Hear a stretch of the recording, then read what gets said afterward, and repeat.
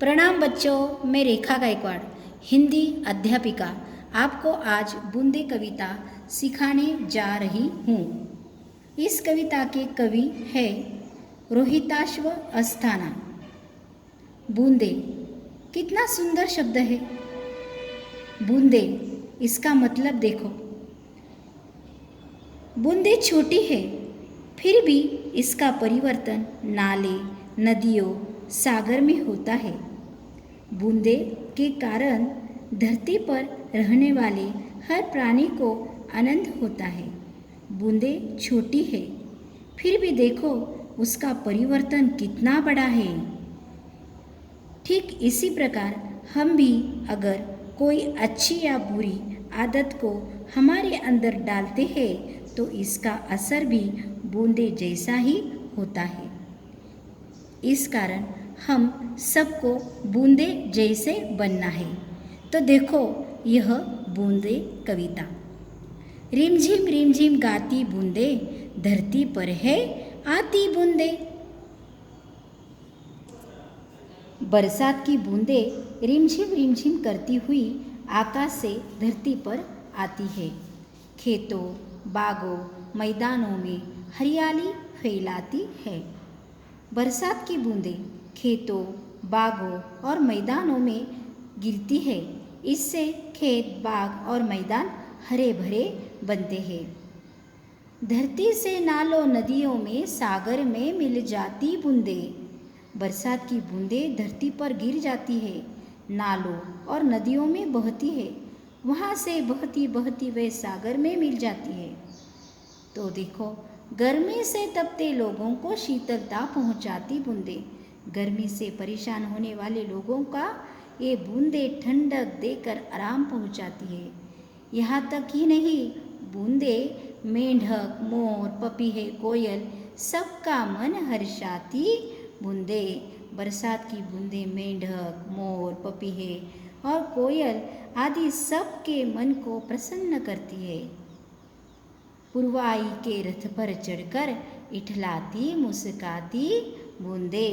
पूरब की ओर से चलने वाली हवा रूपी रथ पर सवार होकर ये बूंदे खुशी से झूमती हुई, गाती हुई, नाचती हुई, मुस्काती हुई आ रही है। शीतलता यानी ठंडक। पुरवाई पूर्व की ओर से बहने वाली हवा। इठलाना नखरा करना, झूमना, नाचना, गाना। कविता में आए हुए गाती शब्द के समान लय वाले शब्द इस प्रकार है। आती, फैलाती, मिल जाती, पहुंचाती, हर्षाती, इठलाती, मुस्काती। रिमझिम जैसे शब्द युग्म इस प्रकार हंसते, गाते, खाते, पीते, खेलते, कूदते, चलते, फिरते। बूंदे क्या क्या करती है? बूंदे रिमझिम करते हुए गाती है। वे खेतों, बागों और मैदानों में हरियाली फैलाती है।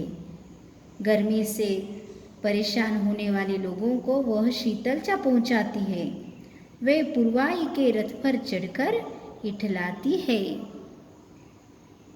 तो देखो बच्चों, बूंदे छोटी है, फिर भी इसका परिवर्तन नाले, नदियों, सागर में होता है। धरती पर रहने वाले हर प्राणी के मन को वह आनंद देती है।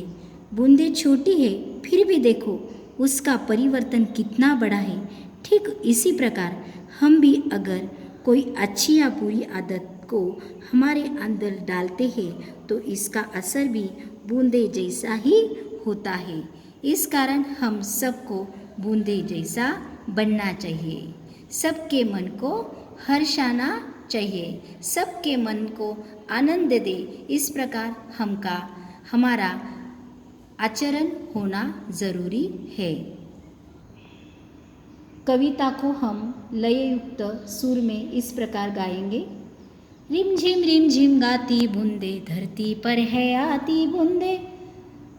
खेतों, बागों और मैदानों में हरियाली फैलाती बूंदे। धरती से नालों, नदियों में, सागर में मिल जाती बूंदे, गर्मी से तपते लोगों को शीतलता पहुंचाती बूंदे।